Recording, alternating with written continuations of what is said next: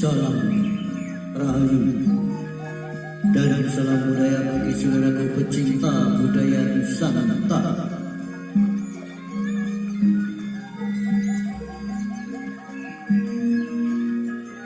Kali ini kami akan mengangkat sebuah kisah karya sejarah Cirebon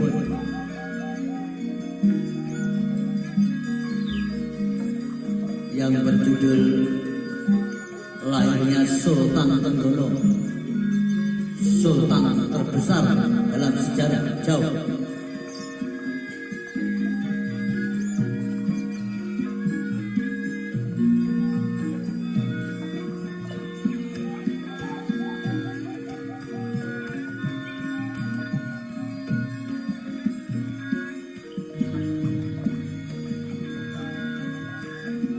Tom Pires dalam bukunya Suma Oriental pada tahun 1512 sampai 1515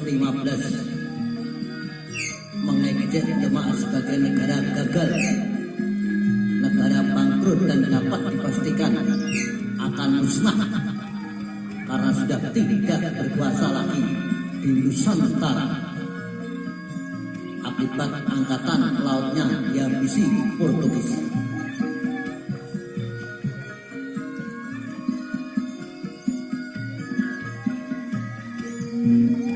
Antara tahun 1512 hingga 1515 Demak diperintah oleh Sultan Patah yang sudah sakit-sakitan. Sultan juga melimpahkan pemerintahan kepada putranya Muhammad Yunus yang kala itu menjadi adipati di Jepara, di mana umur sang pangeran masih sangat muda, kisaran umur 24 sampai 26 tahun. Sultan Fatah akhirnya wafat pada tahun 1518 dan digantikan oleh putranya Adipati Unus atau Muhammad Yunus.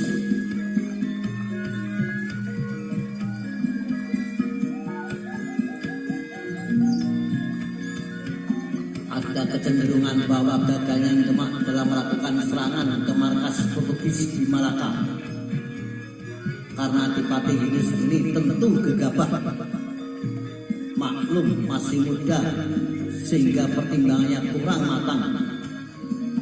Dari itulah beberapa kali penyerbuan pasukan Demak dapat mudah dihabisi Portugis. Padahal serbuan yang dilakukan Demak ke Malaka itu sebetulnya membuat gentar Portugis, mengingat kapal-kapal Jum yang digunakan Demak lebih kuat dan besar daripada kapal-kapal Portugis. Lagi pula Demak juga dilengkapi meriam-meriam yang juga mutakhir di zamannya.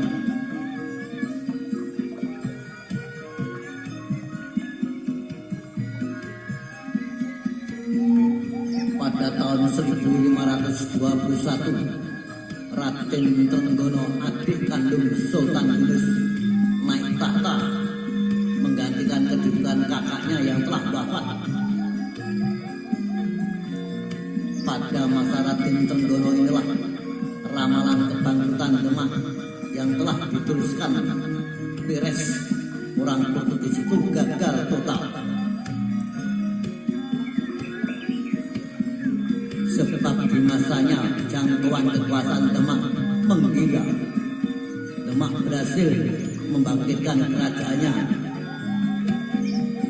bahkan mampu mengusir Portugis di Sunda Kelapa dan kemudian menduduki Sunda Kelapa dan Banten.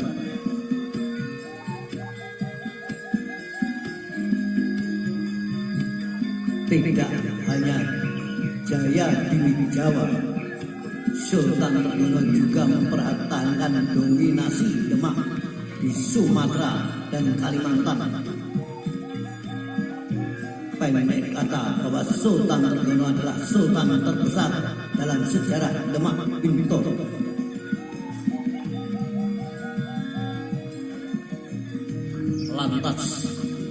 siapa sebetulnya Sultan Trenggono itu, dan kemudian mengapa ia dinamakan Trenggono. Kisahnya demikian. Menurut naskah Pustaka Negara Kertabumi karya Pangeran Wangsakerta Cirebon, bahwa Raden Trenggono itu nama aslinya atau nama kecilnya adalah Ahmad. Sementara oleh gurunya ia juga dinamai Abdul Arifin.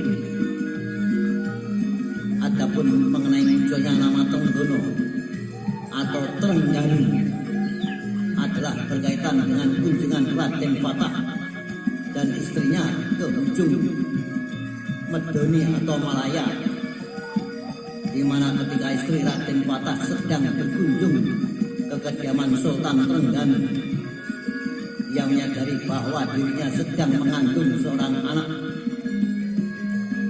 maka kemudian ketika lahir selain dinamakan Ahmad, anak yang lahir itu diberi nama Raden Trenggono, ejaan Jawa untuk Trengganu.